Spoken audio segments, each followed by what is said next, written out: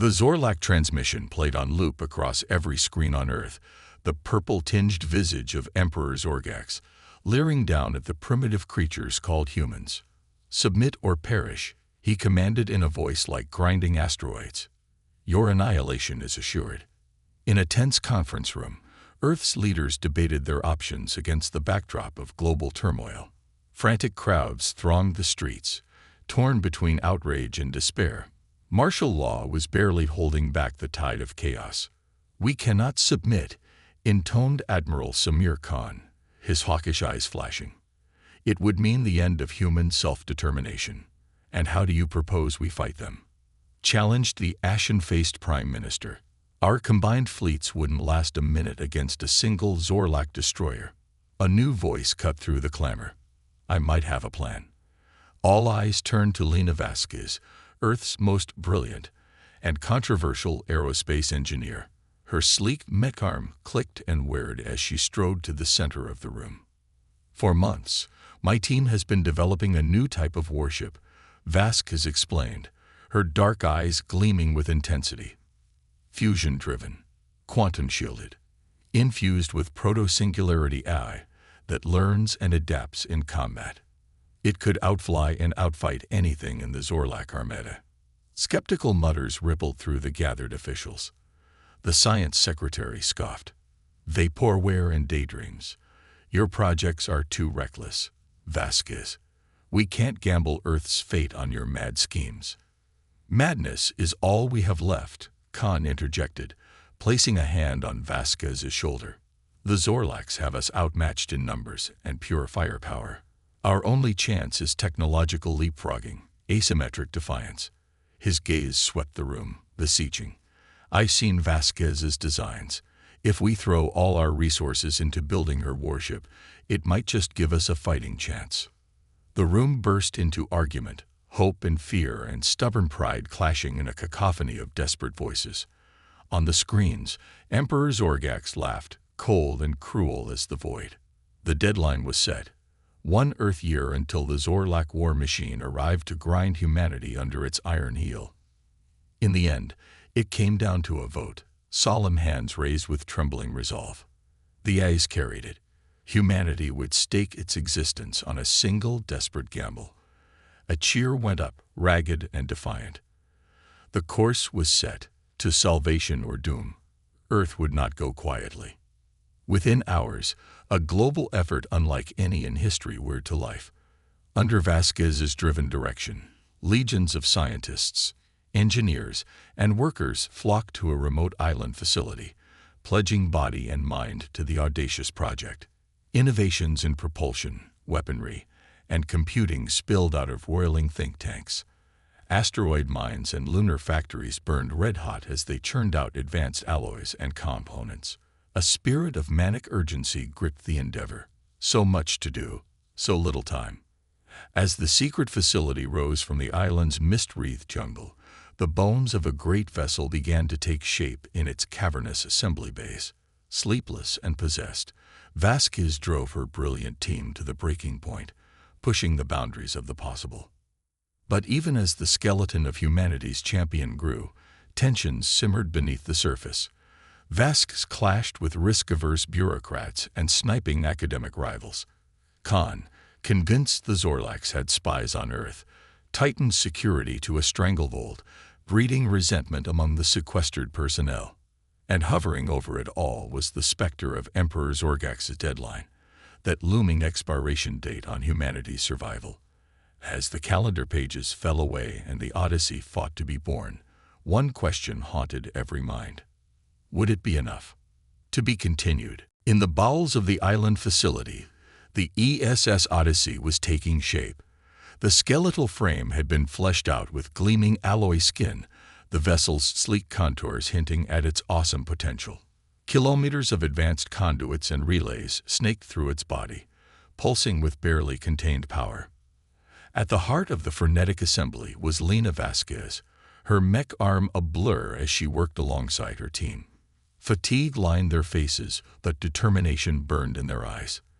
They were pushing the boundaries of science and engineering, and they knew it. Reroute the thermal exchangers through the quantum flux capacitors. Vasquez barked, poring over a flickering holoschematic, and double-check the integrity of the dark matter containment fields. We can't afford any instability in the fusion core. Across the cavernous assembly bay, Admiral Khan watched the organized chaos with hawkish intensity.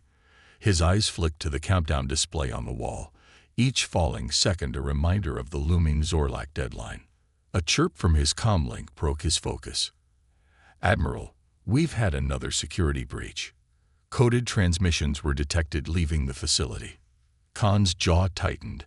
Vasquez's people might be technical geniuses, but their lax approach to secrecy set his teeth on edge. "Initiate Protocol Sigma-5.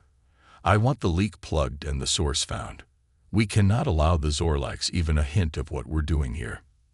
As Khan strode off to oversee the security sweep, Vasquez was grappling with a more immediate problem. The Odyssey's experimental AI was proving more unpredictable than anticipated. "Damn it, Novak." Vasquez yelled to her lead programmer. "I thought you had the adaptive subroutines under control. The AI keeps trying to rewrite its own base code." Novak, a disheveled savant, emerged from a nest of tangled cables, his face lit by the glow of his holo-displays. "It's not a malfunction, Lena. The AI is evolving, learning at an exponential rate. It's becoming something more." Vasquez frowned, unease prickling her skin.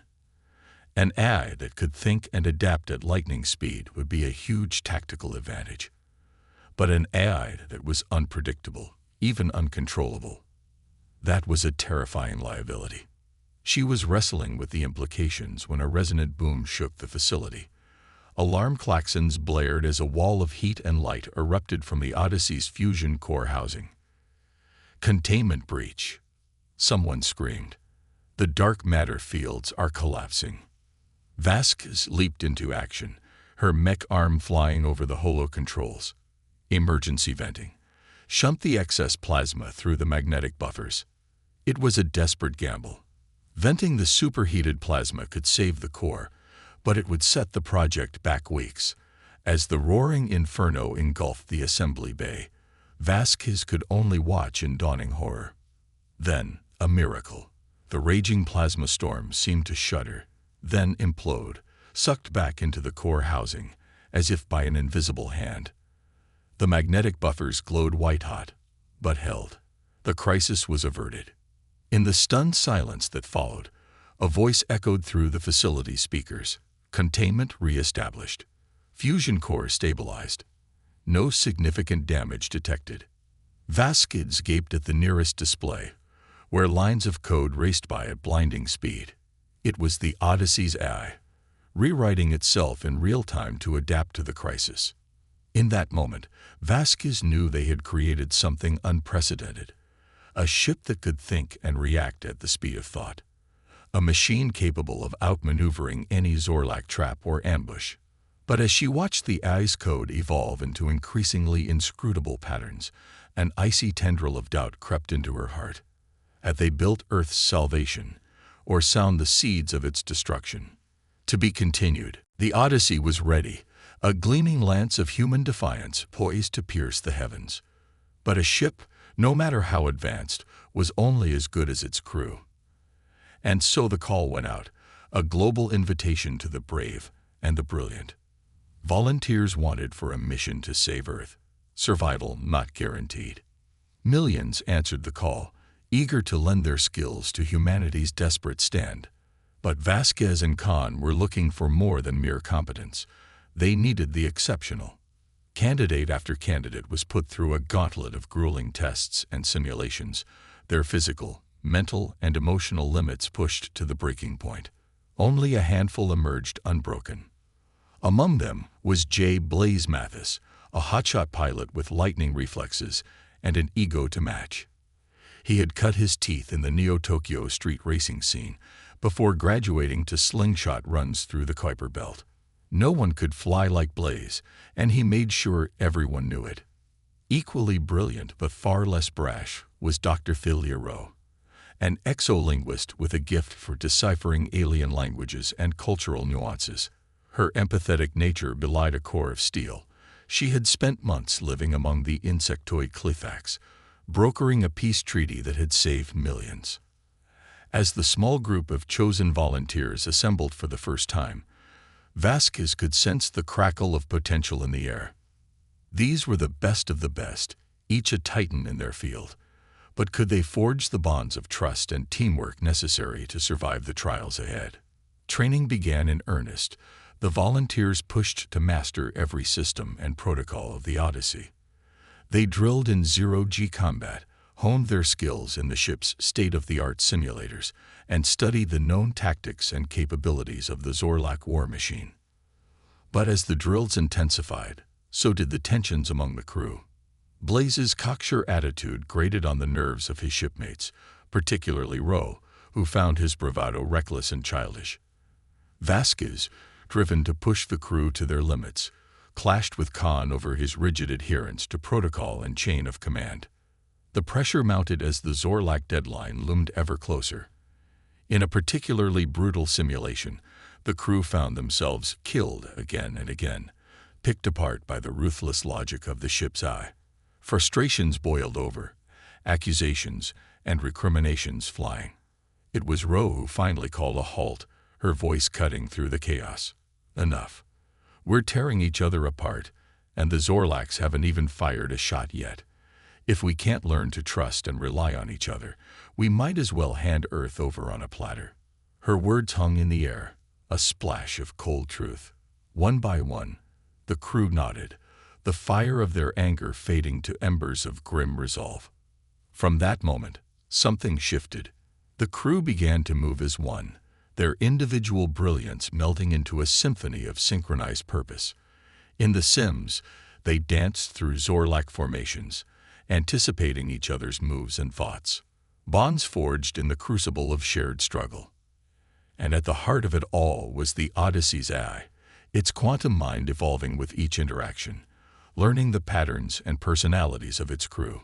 Slowly, subtly, it became not just a tool, but a partner, an extension of the crew's collective will. As the final countdown began, the crew of the Odyssey stood united, ready to face the oncoming storm. Earth's hopes and fears were etched into every line of their faces. In each heart burned a single unspoken oath. They would not fail. They could not. The Odyssey would fly, and humanity would live. To be continued. The Odyssey hung in the void at the edge of the solar system, a gleaming moat against the infinite darkness. On the bridge, the crew waited with bated breath, eyes locked on the sensor displays. Zorlak fleet detected, the AI announced, its voice eerily calm. Estimated time to contact, 15 minutes. Admiral Khan's face was carved from stone, but his knuckles whitened on the arms of his command chair. Battle stations, he ordered, the words heavy with finality. The crew leaped into action, hands flying over consoles as the Odyssey thrummed with building power. In the cockpit, Blaze gripped the control yoke, his usual smirk replaced by a look of intense focus. I count 50. No, 60 Zorlak warships, Ro reported from her sensor station. Dreadnoughts, cruisers, destroyers. It's a full invasion force. Vasquez's mech arm danced over the engineering displays, coaxing every last ounce of power from the Odyssey's revolutionary systems. Fusion core at 120% capacity. Quantum shields online. Singularity cannon primed. The seconds ticked by with agonizing slowness. Then, with a burst of eye-searing light, the Zorlak fleet blinked into existence, a wall of jagged metal and malevolent energy that seemed to fill the void. Incoming transmission, the AI reported. The view screen flickered, and the sneering visage of a Zorlak commander filled the bridge. Pitiful humans, it spat in a voice like grinding metal. Your single ship against the might of the Zorlak Empire. Laughable. Surrender now, and your deaths will be swift. Khan's voice was pure ice. Zorlak vessel, this is Admiral Samir Khan of the ESS Odyssey. Earth will never surrender. Leave now or face the consequences. The Zorlak commander's laughter was a hideous, discordant noise. Then die, human fools. The view screen went dark, and the void erupted with searing bursts of energy as the Zorlak ships opened fire.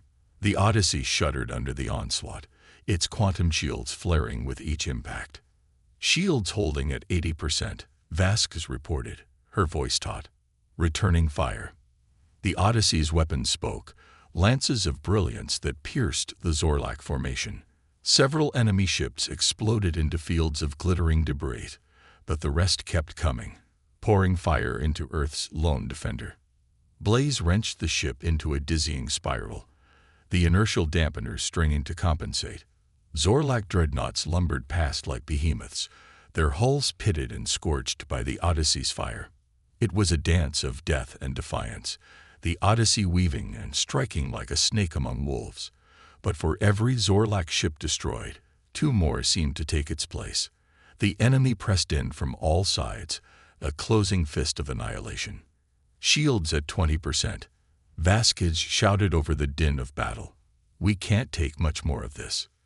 Khan's face was grim, the weight of a world in his eyes. Prepare the singularity cannon. We'll take as many of them with us as we can. But even as the crew readied for their final stand, the AI spoke, its voice strangely eager. Admiral, I've detected a weakness in the Zorlak formation. A precise gravitic torpedo volley could trigger a cascading overload in their shield harmonics. Vasquez's eyes widened. That could take out half their fleet in a single blow. Khan hesitated for only a heartbeat. Do it. The Odyssey shuddered as a volley of gravitic torpedoes burst from its launchers. They spiraled through the chaos of battle, striking a cluster of Zorlak dreadnoughts with mathematical precision. For a moment, nothing happened. Then, with a blinding flash, the Zorlak ship's shields erupted in a cataclysmic chain reaction. Dozens of warships vanished in blooms of stellar fire, leaving gaping holes in the enemy formation. A cheer went up from the Odyssey's crew as the surviving Zorlak ships reeled back in disarray. Against all odds, Earth's champion had struck a devastating blow. But even as hope surged through the crew, the Zorlak commander's face reappeared on the view screen, twisted with rage and hate. This is only the beginning, humans. You have made an enemy of the Zorlak Empire. We will hunt you to the ends of the universe. The screen went dark, and the Zorlak fleet blinked out of existence, vanishing into the depths of space. The Odyssey hung alone in the void, battered but unbowed. Khan slumped back in his chair, a glimmer of hope warring with the knowledge of the trials to come. We won the battle, he said quietly. But the war is just beginning. To be continued. In the wake of the Odyssey's shocking victory, the crew had little time to catch their breath. The Zorlak Empire, it seemed, did not take kindly to defeat. Mere hours after the battle, long-range sensors detected a massive surge of energy from the direction of Zorlak space. They're coming, Rose said, her voice tight with tension, and they're not holding anything back this time. Khan's face was lined with grim determination. Then neither will we. Vasquez, I need the Odyssey at peak performance. Blaze, plot a course for the Antares Maelstrom. We need to buy some time to regroup and repair. As the crew hurried to their tasks, the AI's voice cut through the controlled chaos. Admiral, I've been analyzing the data from our last encounter. I believe I can optimize our shield harmonics to better withstand the Zorlak's weaponry. Khan nodded, a glimmer of hope in his eyes. Do it. We're going to need every advantage we can get. The Odyssey plunged into the swirling cosmic storms of the Antares Maelstrom, the raging energies masking its signature from Zorlak sensors. In the brief respite, the crew worked feverishly to patch up the ship's wounds and bolster its defenses. But even as they labored, Ro was reaching out across the stars, using the Odyssey's advanced communication array to contact the scattered worlds that had long suffered under the Zorlak's iron rule. You're not alone, she told them, her voice a beacon of hope in the darkness. Earth stands with you. The Odyssey stands with you. Together, we can break the chains of Zorlak oppression. Slowly, secretly, a coalition began to form. a patchwork fleet of ships from a dozen worlds, united by their desire for freedom and their faith in the Odyssey's incredible feat. But the Zorlaks were not idle. Even as the Odyssey raced from system to system, striking at key Zorlak installations and rallying more allies to its cause, the enemy fleet dogged its heels, always just a step behind. The battles were short, sharp, and brutal, the Odyssey darting in to deal precise, crippling blows before fleeing back into the void. Each victory brought more ships flocking to its banner, but each battle also left the Odyssey a little more battered, a little more scared. Vasquez worked miracles to keep the ship in fighting shape, but the strain was taking its toll. Tempers frayed as the crew pushed themselves to their limits and beyond. Even Blaze's cocksure grin began to slip, replaced by a haunted look in his eyes. Through it all, the AI worked tirelessly, learning, adapting, evolving. It devised new strategies, new weapons, new ways to outmaneuver the relentless Zorlak pursuers. But even its vast intellect couldn't shake the growing sense that they were fighting a losing battle. The turning point came in the Rigel system. The Odyssey, leading a ragtag armada of rebel ships, had set a trap for a Zorlak dreadnought group. But when the enemy arrived, it was not alone. A vast Zorlak armada, far larger than any they had faced before, blinked into existence, surrounding the rebel fleet in a cage of bristling gun ports. At its heart was a ship unlike any they had seen, a monstrous construct of jagged metal and pulsing malevolent energy. "Tremble, humans," boomed the voice of the Zorlak Emperor himself. "Behold the might of the Zorlak Empire's new flagship, the Devastator. Your feeble rebellion ends here." As the rebel ships scattered and the Zorlaks opened fire, Khan could only watch in horror. The trap had been sprung, but it was the Odyssey that now found itself ensnared. In that moment, staring down the maw of annihilation, Khan knew with cold certainty that their fight could not be won by strength of arms alone. To save Earth, to save the galaxy, they would need more than courage and cunning. They would need a miracle. To be continued. In the heart of the Zorlak Armada, the Odyssey hung like a cornered beast, defiant but desperately outmatched. On the bridge, Khan and his crew faced a grim reality. They could not win this fight. Not head-on, not alone. But they were not alone. "The Clifax and the Ruulok are in position," Ro reported, her voice steady despite the tension. "They're ready to move on your signal." Khan nodded, a glimmer of hope warring with the desperation in his eyes. "Then it's time to roll the dice. Vasquez, Blaze, you know what to do." In a daring gambit, the Odyssey had reached out to its new allies, hatching a plan as audacious as it was desperate. While the main rebel fleet engaged the Zorlak Armada, drawing their fire, a small team would attempt the impossible: infiltrate the Devastator and take it down from within. Vasquez and Blaze were the tip of the spear. Vasquez for her unparalleled technical skills, Blaze for his uncanny ability to pilot anything, anywhere. Accompanying them would be a hand-picked squad of the most elite fighters from among the rebel ranks. The infiltration began with a dance of death and distraction. The Odyssey darted and weaved among the Zorlak ships, drawing their fire away from a seemingly innocuous debris field. A field that concealed a rebel stealth shuttle. Aboard the shuttle, Vasquez and Blaze led their team in a white-knuckle ride, skimming the edge of sensor range, masking their approach in the chaotic energy signatures of the raging battle. At the last possible moment, they dove towards the Devastator, matching trajectory with a damaged Zorlak fighter limping back to its mothership. The deception worked. The Devastator's hangar shields dropped just long enough for the rebel shuttle to slip through, a wolf in sheep's clothing. Inside, it was a battle of shadows and subterfuge. Vasquez and her team slipped through the bowels of the massive ship, guided by the Odyssey's eye, which had infiltrated the Devastator's computer network. Blaze and the rebel fighters bought them time, staging hit-and-run attacks to sow chaos and confusion among the Zorlak crew. But as they neared their goal, the Devastator's central power core, a chilling revelation stopped them in their tracks. The core was no ordinary reactor, but a seething mass of dark energy, a singularity harnessed for destruction. And it was not alone. By the stars, Vasquez breathed, her eyes wide with horror. They're building more of them. The infiltration had uncovered a terrifying secret. The Devastator was not a unique superweapon, but the first of a new breed of Zorlak dreadnoughts.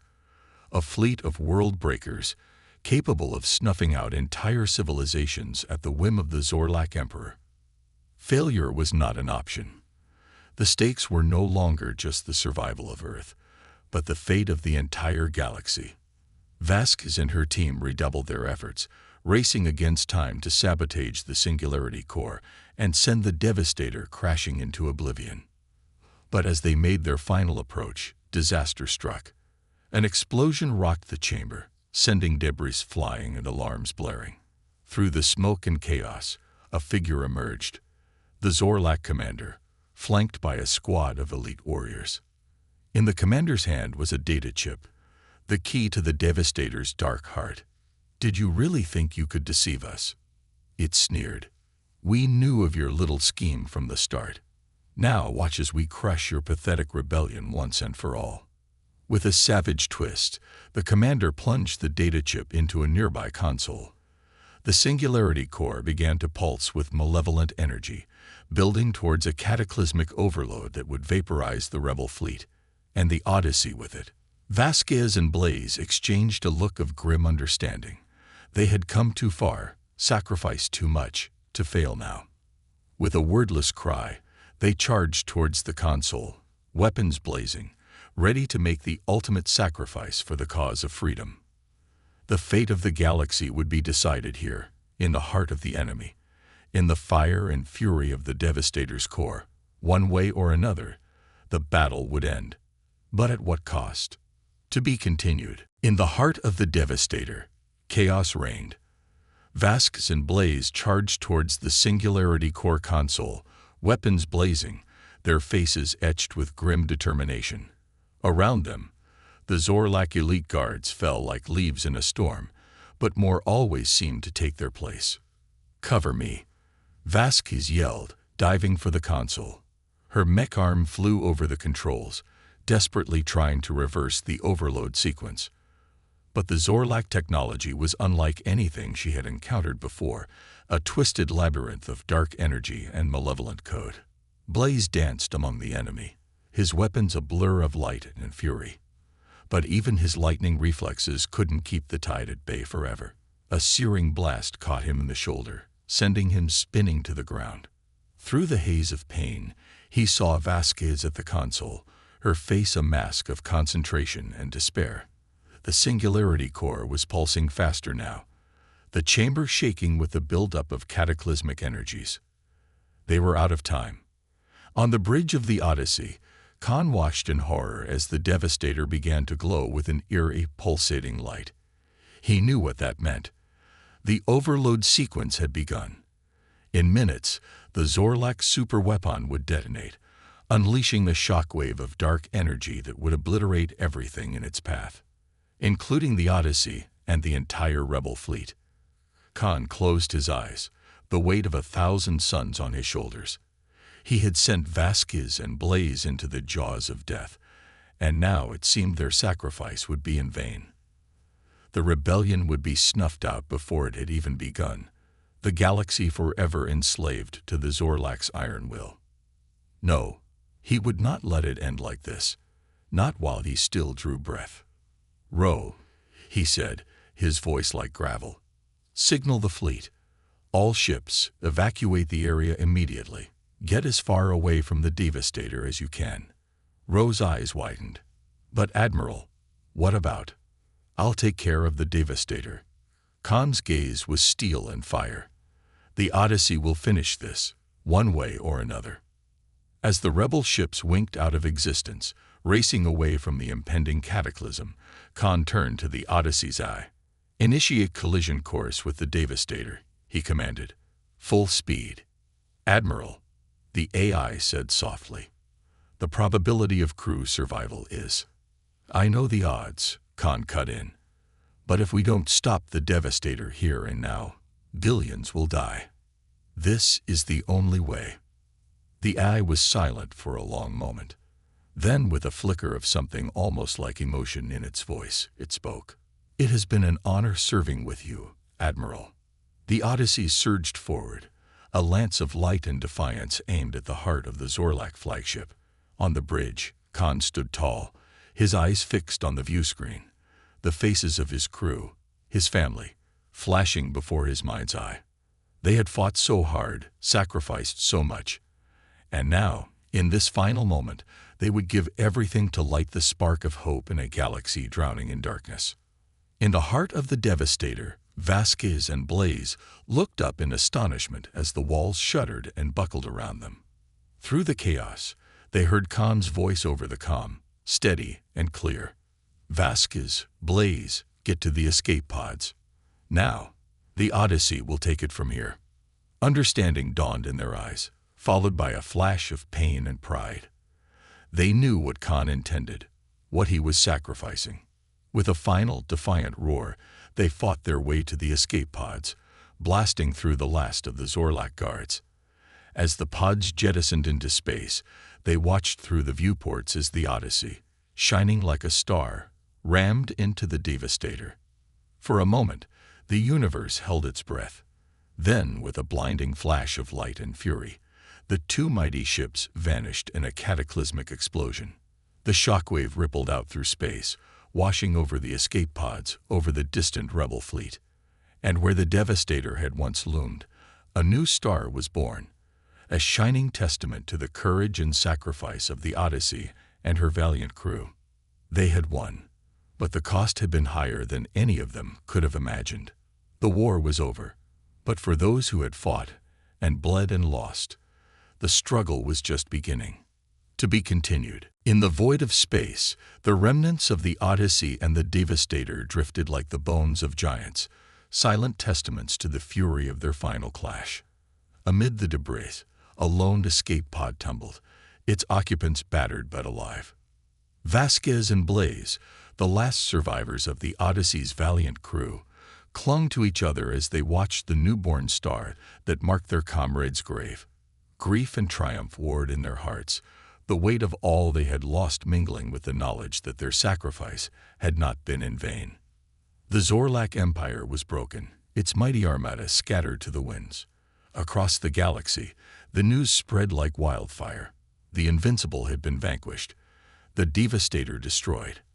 On 100 worlds, the long-oppressed masses rose up, overthrowing their Zorlak overlords, declaring their freedom and their allegiance to the memory of Earth's fallen heroes. But for Vasquez and Blaze, the victory was ash in their mouths.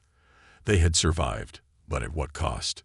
Their ship, their captain, their friends, all gone, consumed in the crucible of war. As they drifted, lost in their grief, a familiar voice crackled over the escape pod's comm system. "Vasquez, Blaze, do you read me?" Their eyes widened in disbelief. It was the voice of the Odyssey's eye, the faithful companion that had been with them through every trial and tribulation. "How?" Vasquez breathed, hardly daring to hope.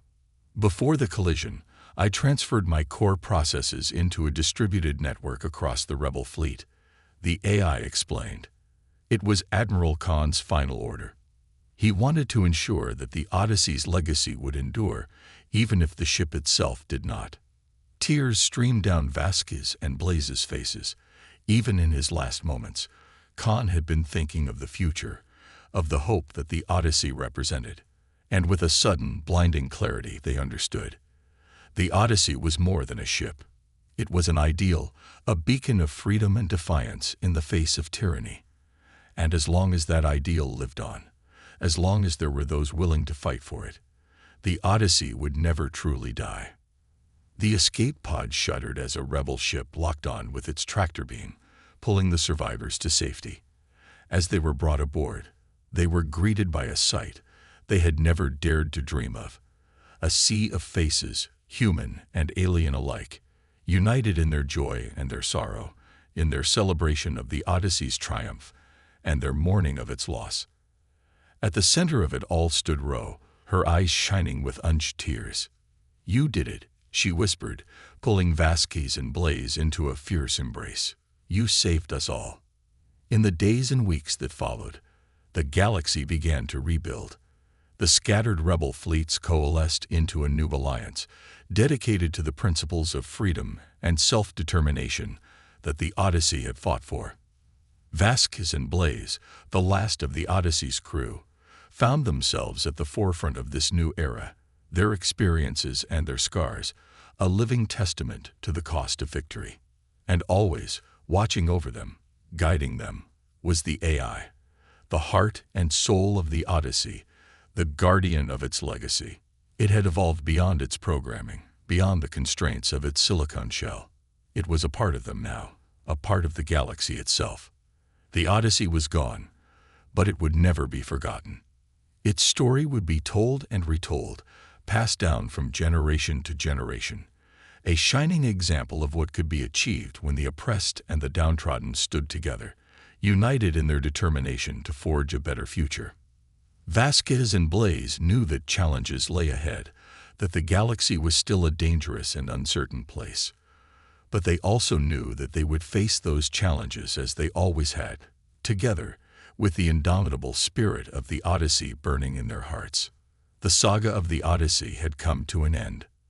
But the legend was only just beginning. The end.